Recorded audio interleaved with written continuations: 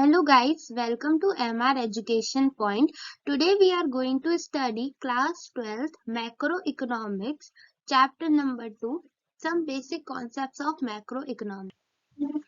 Hello friends, welcome to MR Education Point. Today we are going to study class 12th macroeconomics chapter number 2 basic concepts of macro. इस chapter में हम macro economics में use होने वाले कुछ basic concepts और basic terms के बारे में पढ़ेंगे। सबसे पहला आता है डोमेस्टिक टेरिटरी। डोमेस्टिक टेरिटरी को हम इकोनॉमिक टेरिटरी भी बोलते हैं। इसका मतलब होता है political frontiers of the country. Political frontier से मतलब है जैसे कि आपके हर कंट्री के पास अपने शिप्स एयरक्राफ्ट होते हैं जो कि वो अपनी कंट्री से दूसरी कंट्री में भेजता है। जैसे कि अगर कोई भी प्लेन है जो हमारी एयर इंडिया ने ऑपरेट किया है रशिया और जापान के बीच में, तो वो जो प्लेन है ना वो हमारी इंडिया की डोमेस्टिक टेरिटरी का पार्ट होगा। डोमेस्टिक टेरिटरी यानी कि हम जिस कंट्री में रहते हैं उसका पार्ट। तो जो प्लेन्स हमारे एयर इंडिया ने ऑपरेट करें किसके बीच में, रशिया और जापान के, तो वो किसका पार्ट होगा, इंडिया का ही पार्ट होगा। ऐसे ही अगर कोई सिंगापुर एयरवेज ने अगर इंडिया और जापान के बीच में कोई प्लेन को ऑपरेट किया है तो वो प्लेन किसके पार्ट होंगे, डोमेस्टिक टेरिटरी ऑफ सिंगापुर। ऐसे ही अगर फिशिंग ऑयल या नेचुरल गैस रिंग्स या फ्लोटिंग प्लेटफॉर्म्स ऑपरेटेड किसी भी कंट्री में ऑपरेट हो रहे हैं तो वो पार्ट किसका होंगे, domestic territory of the country from which they are operated. यानी कि जैसे फिशिंग बोट्स हो गए जो कि ऑपरेट किए गए हैं किसके थ्रू, इंडियन फिशरमैन के थ्रू। कहाँ पे, इंटरनेशनल वाटरवेज में। तो वो international waterways of Indian ocean में ऑपरेट किए गए तो वो फिशिंग बोट्स किसका पार्ट होंगी, अगर इंडिया से ऑपरेट करी गई हैं तो वो fishing boat domestic territories of India का ही पार्ट होंगी। ऐसे ही अगर एम्बेसीज या कंसल्टेंसी या मिलिट्री स्टैब्लिशमेंट होती है किसी भी कंट्री में अब्रॉड में, जैसे कि अगर इंडियन एम्बेसी रशिया में सेटअप है तो जो इंडियन एम्बेसी होगी ना वो किसका पार्ट होगा, डोमेस्टिक टेरिटरी ऑफ इंडिया का ही पार्ट कहलाएगा क्योंकि इंडिया ने ऑपरेट करा है, ना कि वो डोमेस्टिक टेरिटरी ऑफ रशिया कहलाएगी। भले वो रशिया में ऑपरेट हो रही है पर करी किसने, इंडिया ने करी है, इसलिए वो डोमेस्टिक टेरिटरी ऑफ इंडिया का ही पार्ट कहलाएगा। फिर आता है डोमेस्टिक। अब हमने पढ़ लिया कि डोमेस्टिक टेरिटरीज क्या क्या इंक्लूड करती हैं। अब डोमेस्टिक टेरिटरीज क्या क्या इंक्लूड नहीं करती हैं, वो जो सारी एम्बेसीज और कंसल्टेंसी जो कि एस्टेब्लिश करी गई है फॉरेन कंट्री के थ्रू। अगर इंडिया ने किसी फॉरेन कंट्री में पड़ी है, जैसे कि हमने पिछली स्लाइड्स में देखा कि जापान में वो रशिया में ऑपरेट करी गई है इंडियन एम्बेसी, तो किसका पार्ट हो गई, डोमेस्टिक टेरिटरी ऑफ इंडिया का। ऐसे ही अगर जापान की एम्बेसी हमारे इंडिया में ऑपरेट हुई है तो वो किसका पार्ट होगी, डोमेस्टिक टेरिटरी ऑफ जापान का पार्ट कहलाई जाएगी। और बहुत सारी इंटरनेशनल ऑर्गेनाइजेशन जैसे कि यूएनओ, डब्ल्यूएचओ, ये क्या है, लोकेटेड तो है कंट्री के ज्योग्राफिकल एरिया में पर ये डोमेस्टिक टेरिटरी नहीं कहलाएगी, ये इंटरनेशनल ऑर्गेनाइजेशंस है। इसलिए आगे बढ़ने से पहले प्लीज आप इस सेशन को लाइक कीजिए, शेयर कीजिए अपने फ्रेंड्स के साथ और सब्सक्राइब कीजिए। और अगर आपको कोई भी डाउट होता है तो आप कमेंट सेक्शन में जरूर पूछिए। नॉर्मल रेसिडेंट्स का मतलब होता है वो इंडिविजुअल इंस्टीट्यूट्स या लोग जो कि उसी कंट्री में रह रहे हैं और उनका सेंटर ऑफ इंटरेस्ट भी उसी कंट्री में लाई करता है। ये जो नॉर्मल रेसिडेंट्स है वो दो चीजों पे डिपेंड करता है। पहला तो जो रेजिडेंट्स लोकेटेड हैं डोमेस्टिक टेरिटरी में, और जो रेसिडेंट्स कैरी कर रहे हैं मतलब जो लोग कैरी कर रहे हैं अपने इकोनॉमिक एक्टिविटीज यानी कि अर्निंग, एक्सपेंडिंग या कुछ भी चीजें जो कि वो उसी कंट्री में कर रहे हैं, तो वो लोग क्या करेंगे, normal resident of the country कहलाए जाएंगे। जैसे कि हम इंडिया में रहते हैं तो हम इंडिया में पहला तो बाय बर्थ रहते हैं, दूसरा हम यहाँ पे रहते हैं, यहाँ पे अपनी इकोनॉमिक एक्टिविटीज को कैरी ऑन करते हैं, तो हम कहाँ का पार्ट होंगे, नॉर्मल रेसिडेंट्स ऑफ इंडिया ही कहलाएंगे। अब नॉर्मल रेसिडेंट्स ऑफ इंडिया में क्या क्या इंक्लूड नहीं होता। सबसे पहला है फॉरेन टूरिस्टर, यानी कि वो लोग जो फॉरेन कंट्री में विजिट करने के लिए आए। अब वो विजिट करने के लिए जैसे कुछ लोग हॉलीडेज मनाने आते हैं, कुछ लोग अपनी मीटिंग्स को अटेंड करने आते हैं, या मेडिकल ट्रीटमेंट लेने आता है, या स्टूडेंट स्टडी के लिए कंट्री दूसरी कंट्री ट्रांसफर करता है, या स्पोर्ट का कोई टूर्नामेंट है तो स्पोर्ट्स पर्सन और जो वो लोग देखने आए हैं उसको। तो ये जो सारे लोग ये किस में आ गए, फॉरेन टूरिस्टर्स में आ गए। तो ये क्या normal residents of the country नहीं होते, तो ये क्या इनमें नॉर्मल रेसिडेंट्स ऑफ कंट्री में इंक्लूड नहीं होता है। फिर आता है फॉरेन स्टाफ। फॉरेन स्टाफ यानी कि जैसे कुछ एम्बेसीज होती हैं जो कि एक जैसे इंडिया की एम्बेसी रशिया में लोकेटेड है मान लो, तो ये क्या है, तो जो एम्बेसीज में जो लोग विजिट करने जा रहे होंगे, देख रहे होंगे काम कैसे चल रहा है, क्या चल रहा है, तो वो लोग भी क्या है, फॉरेन स्टाफ हो गए। मतलब एक कंट्री से दूसरी कंट्री काम के बेसिस पर आए हैं, तो वो भी क्या है, नॉर्मल रेसिडेंस में इंक्लूड नहीं होंगे उस कंट्री के। दूसरा हो गया इंटरनेशनल ऑर्गेनाइजेशन। इंटरनेशनल ऑर्गेनाइजेशन यानी कि UHO, WHO, world health organization, ये भी क्या है, normal residence of a country का पार्ट नहीं होते हैं किसी भी।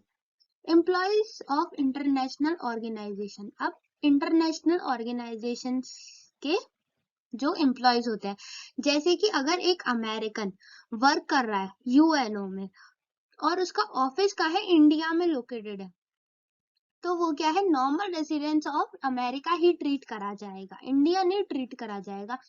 वो भले अपने यूएनओ के इंडियन ऑफिस में काम कर रहा है, पर वो है तो अमेरिकन पर्सन ना, तो वो नॉर्मल रेसिडेंट का कहलाया जाएगा, अमेरिका का। के बाद क्रू मेंबर। क्रू मेंबर यानी कि वो ट्रैवलर्स या कोई कॉमर्शियल ट्रैवलर्स जो सीजनल वर्कर्स जो कि एक कंट्री में एक साल से कम के लिए रह रहे हैं, वो कौन हो गए, क्रू मेंबर्स हो गए। और ये भी क्या है, नॉर्मल रेसिडेंट्स का काम, नॉर्मल रेसिडेंट्स का पार्ट नहीं होगा। अब जैसे आपके बॉर्डर वर्कर्स, बॉर्डर वर्कर जो रेगुलरली विजिट करते हैं अपने वर्क के लिए, तो वो क्या है, नॉर्मल रेसिडेंट उसी कंट्री के कहलाए जाएंगे जहां से वो बिलोंग करते हैं, ना कि उस कंट्री के जहां पे वो वर्क कर रहे हैं या इस वक्त पे। मतलब यहाँ पे बॉर्डर वर्कर से ये है कि जैसे एक एक इंसान है वो दूसरी कंट्री जा रहा है काम करने के लिए, तो वो वहां का ही कहलाया जाएगा जहां पे वो रहता है, वहां का नहीं कहलाया जाएगा जहां पे वो वर्क करता है। अब सिटीजनशिप और रेसिडेंटशिप। सिटीजनशिप और रेसिडेंटशिप में डिफरेंस क्या है। सिटीजनशिप जो है हमें बाय बर्थ मिल जाती है। सिटीजनशिप क्या है, हमें बाय बर्थ मिल जाती है, और सिटीजनशिप हमें दूसरे तरीके से भी मिल सकती है। या तो एक पर्सन जो कि बॉर्न होना चाहिए इंडिया में, एक इंडियन सिटीजन है जो कि एक इंसान है जो कि बॉर्न हुआ है इंडिया में, तो उसे तो सिटीजनशिप बाय बर्थ मिल जाएगी, उसको ऑटोमेटिक सिटीजनशिप मिल जाएगी इंडिया की। और दूसरा होता है, एक पर्सन है भले वो बॉर्न तो आउटसाइड ऑफ द इंडिया हुआ है, पर अगर उसको लॉ ने अलाउ कर दिया है, उसको सिटीजनशिप दे दी है, तो वो क्या होगा, सिटीजनशिप ऑफ दैट कंट्री। मतलब एक इंसान के पास एक कंट्री की सिटीजनशिप होती है। अगर आप इंडिया में बॉर्न हुए हो तो बाय बर्थ आपके पास इंडियन सिटीजनशिप आ जाएगी, या आप किसी और कंट्री में हो तो बाय बर्थ आपके पास उस कंट्री की सिटीजनशिप आ जाएगी। अगर आपको दूसरी कंट्री का सिटीजन बनना है तो आपको क्या करना चाहिए, क्या करना पड़ेगा, या तो उस कंट्री के किसी से मैरिज कर लो, और आपको अगर लॉ अलाउ करता है, मैरिज के बाद भी लॉ अगर अलाउ करता है तभी आपको सिटीजनशिप मिलेगी, वरना नहीं मिलेगी। दूसरा होता है रेसिडेंटलशिप। ये क्या है, ये एक इकोनॉमिक कॉन्सेप्ट है जो कि किसके ऊपर बेस्ड है, इकोनॉमिक एक्टिविटीज जो कि एक इंसान परफॉर्म करता है। एक normal resident of a country, एक वो उस कंट्री का नॉर्मल रेसिडेंट तब कहलाया जाएगा जब वो उस कंट्री में एक साल से ज्यादा रह रहा हो और उसका सेंटर ऑफ इकोनॉमिक इंटरेस्ट भी वहां पर ही लाया करे, तो वो कौन हो गया, रेसिडेंट। अगर एक इंसान है इंडिया में आया है, एक वो क्या कर रहा है, काम कर रहा है वहां पे, उसको काम करते करते एक साल से ज्यादा का टाइम हो गया है, और उसके सारे खर्चे भी उसी कंट्री में हो रहा है, तो वो क्या कहलाया जाएगा, रेसिडेंटशिप मिल जाएगी उसे उस कंट्री की। सिटीजनशिप नहीं मिलेगी, रेसिडेंटशिप मिलेगी। सिटीजनशिप तो आपको बाय बर्थ मिलती है या फिर अगर लॉ अलाउ करता है तभी मिलती है, पर आप उसी कंट्री में अगर एक से ज्यादा साल रह लेते हो, यानी कि आप अप्रोक्सीमेटली 120 डेज से वो 180 डेज तक रह लेते हो एक कंट्री में, तो आपको वहां की रेसिडेंटशिप मिल जाएगी, मतलब आप उधर के रेसिडेंट कहलाओगे। फिर आता है हमारे पास आता है फैक्टर इनकम और ट्रांसफर इनकम। फैक्टर इनकम क्या होती है? वो इनकम होती है जो रिसीव करी जाती है फैक्टर्स ऑफ प्रोडक्शन या फैक्टर्स ऑफ प्रोडक्शन और सर्विसेज से। जैसे कि आपको क्या है, फैक्टर्स ऑफ प्रोडक्शन क्या हो गए?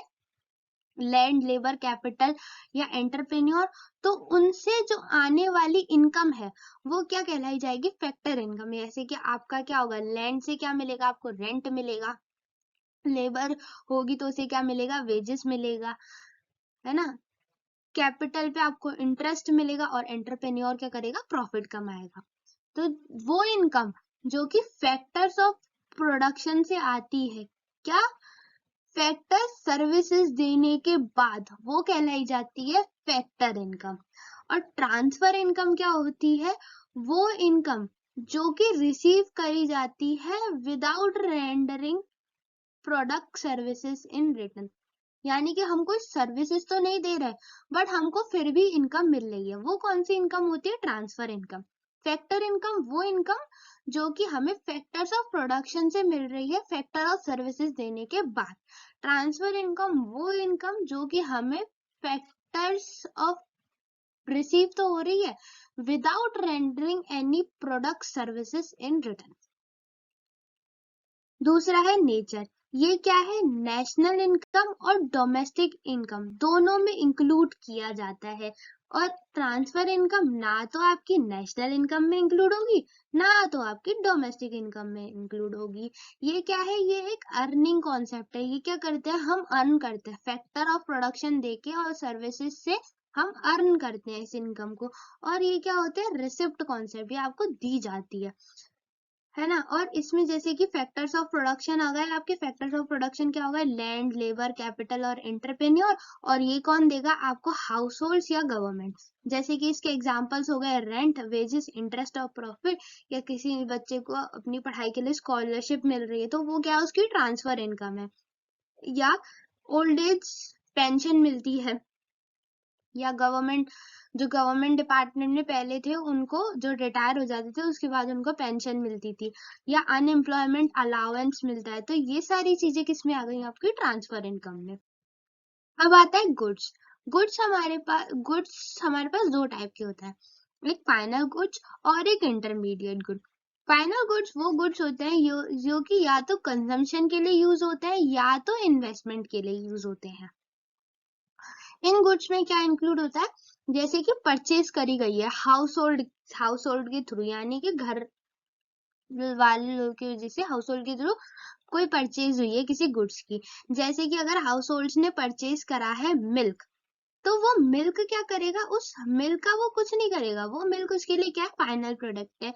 या कार का परचेज हुआ है तो ये क्या है? या किसी मशीनरी का परचेज किया गया है एक फर्म के थ्रू, तो ये दोनों किस में आ गए? फाइनल गुड्स में। क्योंकि ये आगे प्रोडक्शन नहीं होगा। हाउस होल्ड अगर मिल्क परचेज करेगा तो वो मिल्क से कुछ और नहीं बनाएगा। आप कहोगे कि मम्मियां तो बनाती है, बट ये है कि आप उसको फर्दर रीसेल नहीं करोगे। आप अपने मिल्क से या तो आप उसको पियोगे, है ना। तो वो क्या हो गया? Final good. आपको उसमें कोई और वैल्यू इंक्लूड नहीं करनी, ना वो फर्दर रीसेल होगा। गुड्स जो हाउस होल्ड के थ्रू मिल्क होता है, ठीक है। और जैसे कि कुछ गुड्स परचेज किए गए जैसे कैपिटल फॉर्मेशन के लिए, यानी कि एक फर्म है उसने जैसे मशीनरी परचेज करी है, तो अब वो मशीनरी के अंदर कुछ और प्रोडक्ट्स नहीं डालेगी, ना उस मशीनरी को परचेज करके किसी और को बेचेगी, ठीक है। तो ये कौन से हो गए? फाइनल गुड्स हो गए। फाइनल गुड्स क्या होता है? ना तो ये गुड्स रीसोल्ड के लिए होता है और इनका कोई फर्दर ट्रांसमिशन भी नहीं होता, यानी कि इसमें कोई और वैल्यू ऐड नहीं की जाती। ये रेडी किसके लिए होता है? फाइनल यूजर्स के लिए। मतलब इसको हम डायरेक्ट अब यूज कर सकते हैं। उस मिल्क को हम लेके आए, हमने कुछ भी बनाना है, हम उस मिल्क को डायरेक्ट यूज कर देंगे, हम उसमें कुछ भी इंक्लूड नहीं करेंगे। या कोई मशीनरी है तो उस मशीनरी से हम अपना प्रोडक्शन चालू कर देंगे, उस मशीनरी में हम अपने तरफ से कुछ भी वैल्यू ऐड नहीं करेंगे।